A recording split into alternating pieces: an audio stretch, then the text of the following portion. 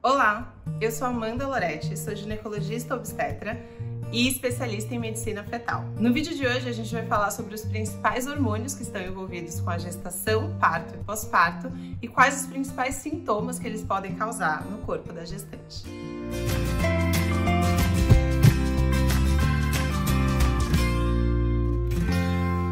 Nós temos dois principais hormônios sexuais femininos, que é o estrogênio e a progesterona. Esses dois hormônios são produzidos pelos nossos ovários e é o equilíbrio entre produção de um mais do que o outro, junto com outros dois hormônios, que é o FSH e o LH, que formam o ciclo menstrual. É através do ciclo menstrual equilibrado e saudável que a mulher libera um óvulo por mês e é através dessa liberação, da ovulação, que é possível que ocorra a gravidez. Todos os meses, o nosso corpo seleciona um óvulo, que a gente vai chamar de folículo dominante, e esse óvulo escolhido vai ser maturado no início do ciclo menstrual. Quando esse óvulo estiver maduro, ali por volta do dia 14, que nós chamamos também de período fértil, esse óvulo maduro vai ser liberado pelo nosso ovário e captado pela tuba uterina. Esse processo é chamado de ovulação. Esse óvulo, então, dentro da tuba, fica por cerca de 24 horas aguardando ser fecundado por um espermatozoide. E se esse óvulo não é fecundado, ele morre depois de 24 horas e depois de 14 dias da ovulação, aproximadamente, vai ocorrer a menstruação. Lembrando que a menstruação é a descamação da camada interna do útero, saindo em formato de sangue. Porém, se ocorre a fecundação, então se o óvulo encontrou o espermatozoide, é formado o zigoto, que é o que vai virar o bebê, na tuba. Esse embriãozinho, né, ele vai sendo transportado para dentro da cavidade do útero, para aquele mesmo endométrio, que é a camada interna do útero, e ele se implanta no útero cerca de 7 dias depois da fecundação. A partir desse momento que ele se implanta no útero, e a gente chama isso de nidação, começam a ser produzidos hormônios por essa placenta em formação, que são os hormônios típicos da gravidez. Nesse início da gravidez são produzidos vários hormônios, mas existem dois principais que eu vou citar aqui, que tem consequências conhecidas e que eu acho interessante a gente discutir. O primeiro deles é o HCG. Vocês podem conhecer esse hormônio como beta-HCG, porque na verdade quando a gente faz um exame laboratorial, seja de sangue ou de urina, é dosado a porção beta desse hormônio HCG. Então esse hormônio HCG produzido pela placenta, ele começa a subir logo após a implantação do embrião, então 7 dias mais ou menos após a fecundação, e ele tem um pico máximo por volta de 12 a 14 semanas. Depois do primeiro trimestre da gravidez, que é esses primeiros 3 meses, ele volta a cair um pouco. É o beta-HCG que é o grande responsável pelos enjoos e vômitos no início da gravidez. Outro hormônio importante da gente falar que é produzido pela placenta é a progesterona, que é aquele mesmo hormônio produzido pelos nossos ovários nos ciclos menstruais. Mas na gravidez, a placenta é também responsável pela produção de progesterona em quantidades mais altas.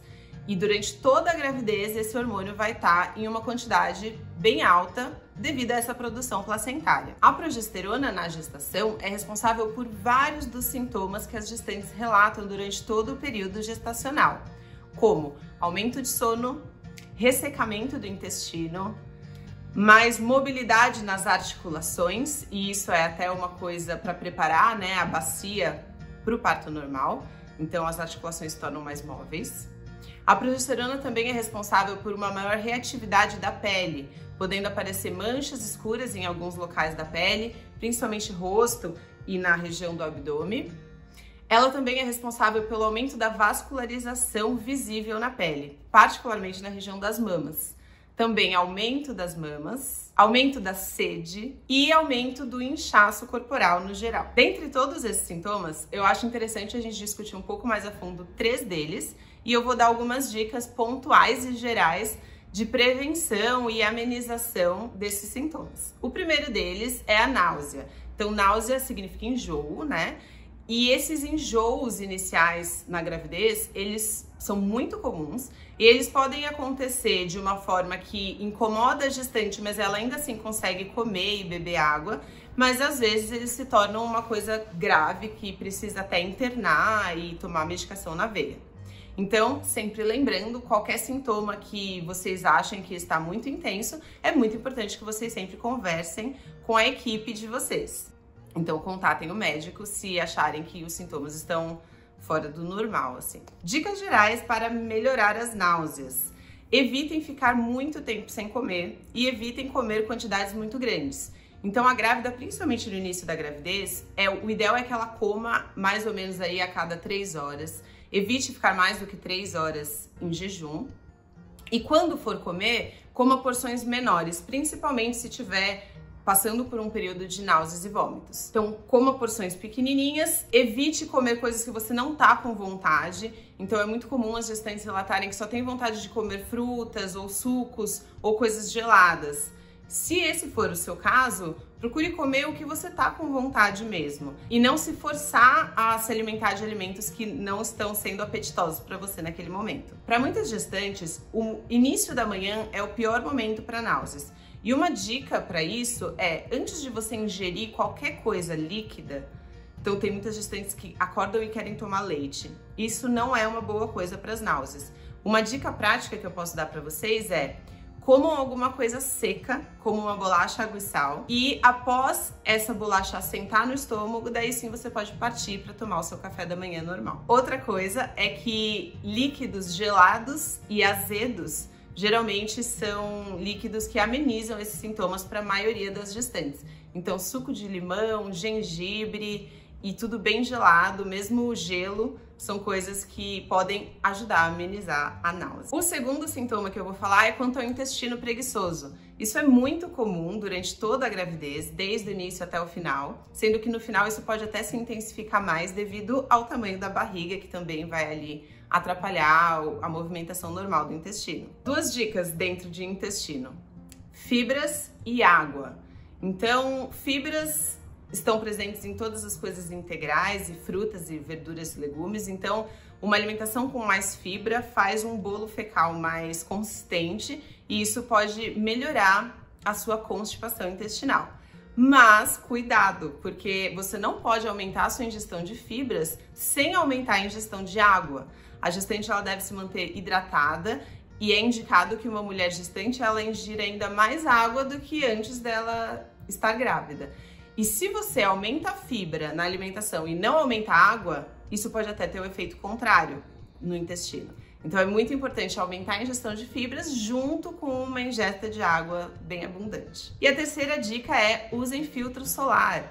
Como eu disse, a pele da gestante ela é mais hiperreativa e, portanto, ela está mais predisposta a aparecimento de manchas e cicatrizes. É muito importante que a gestante use o filtro solar no rosto todos os dias e principalmente nas outras partes do corpo, particularmente a barriga, se ela for expor a barriga ao sol. Falando agora sobre o parto, devemos falar sobre a ocitocina. A ocitocina ela é o hormônio responsável pela contração do útero no trabalho de parto, portanto as contrações que vão aí empurrar o bebezinho para baixo, gerar dilatação e fazer com que o parto aconteça. E depois do parto, a ocitocina junto com a prolactina são responsáveis pela produção e ejeção do leite materno, então ambos estão relacionados ao aleitamento. Falando ainda sobre ocitocina, um apelido da ocitocina é o hormônio do amor. Ela está relacionada com a vida sexual da mulher durante toda a vida, mas ela também está relacionada com esse momento do parto e com a interação mãe-bebê. Então essa relação de imprinting que a gente fala entre a mãe e o recém-nascido, ela também está aí toda envolta da ação da ocitocina. E o puerpério? Então a gente tem falado até agora sobre como a placenta produz vários hormônios em grande quantidade que estão presentes no sangue da mãe durante toda a gravidez. Quando acontece o parto e essa placenta é retirada, esses níveis hormonais caem abruptamente e nos primeiros dias após o parto, a mulher ela vai sentir essa grande variação hormonal que aconteceu pela retirada da placenta. É importante lembrar que o puerpério, ele é um período extremamente sensível e de muitas mudanças. Então a mulher, ela tá vivendo aquela sensação de separação do bebê que estava dentro dela e agora tá fora. Ela tá vivendo a responsabilidade de ver um ser que é completamente dependente dela o tempo todo. Ela tá lidando com as mudanças radicais e rápidas do corpo que ela teve de um dia para o outro, com a alteração da família, do social, com a grande responsabilidade de ser mãe, né, de um bebê que agora está fora e que está dependente dela, e lidando com a amamentação, que pode ser um grande desafio também nessa fase. Então o puerpério, ele é um período de muitas mudanças, um período muito desafiador. E essa grande queda hormonal, ela é um dos fatores que é responsável pelas mudanças emocionais e de sintomas mesmo que pode acontecer nesse período. Mas é muito importante a gente não reduzir as alterações do puerpério apenas à alteração hormonal, porque como eu disse, existem todas essas outras mudanças em todos os âmbitos da vida dessa mulher. A produção hormonal específica da gravidez, durante a gravidez e o puerpério, afeta todos os sistemas da mulher. Então ela vai alterar o sistema da imunidade da mulher, o sistema digestivo, como eu já disse, urinário, o sistema metabólico, e é por isso que algumas mulheres apresentam aí uma alteração do metabolismo da glicose, né, quando a gente pensa em pré-diabetes e diabetes gestacional. Então, todo o organismo materno, ele é modificado um pouquinho para se adaptar, para gerar essa vida que está crescendo dentro do útero. Toda essa alteração hormonal, além de afetar os sistemas físicos da mulher, também afetam as emoções. Durante a gravidez, as gestantes elas podem apresentar diferentes alterações emocionais, e isso é muito particular. Não existe o certo e o errado, ou o mais comum e o mais incomum. Existem mulheres que durante a gravidez experienciam uma grande felicidade, um grande pertencimento, um grande entendimento do próprio corpo e uma sensação de que elas estão onde elas deveriam estar e que o corpo delas é perfeito e está ali funcionando de uma forma maravilhosa para gerar aquela pessoa. Porém, existem outras gestantes que não têm esse efeito emocional durante a gravidez e podem ficar mais ansiosas, com medo, mais tristes, com menos libido no sentido sexual. A gente vai ter vídeo sobre isso também. Então, não existe um certo e errado. Os hormônios e a própria situação da gestação pode ter efeitos tanto mais para o positivo quanto mais para o negativo, ou variar, que é o mais comum, né, durante a gravidez e durante o puerpério. No puerpério, essa queda hormonal e essas grandes mudanças que acontecem de um dia para o outro com o parto, geralmente podem causar uma alteração emocional mais intensa. O puerpério é um período em que a mulher está muito vulnerável e muito sensível, e por isso que é muito importante que ela tenha aí uma rede de apoio para auxiliá-la nesses períodos de mudança. Bom, é isso que eu queria falar sobre os hormônios na gravidez, parto e puerpério. Vocês já conheciam essas alterações hormonais e esses efeitos nas gestantes? Se tiverem qualquer dúvida, podem deixar aqui nos comentários que a gente continua a discussão.